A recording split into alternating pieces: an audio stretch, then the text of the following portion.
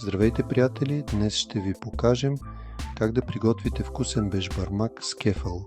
Това е традиционно ястие, което ще зарадва семейството и приятелите ви. Нека започнем! За нашето ястие ще ни трябват 1 до 1 и половина килограм кефал, 2 до 3 глави лук, 500 грама пшенично брашно, 2 яйца, по желание, сол и подправки на вкус. Готови ли сте? Нека преминем към приготвянето.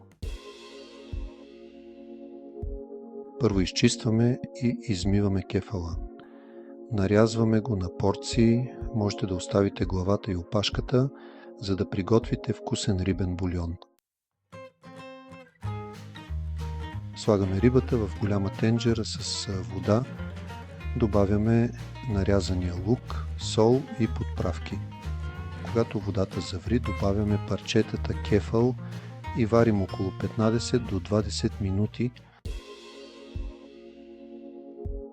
Докато рибата ври, нека приготвим тестото. В купа смесваме 500 грама брашно, 2 яйца и малко сол.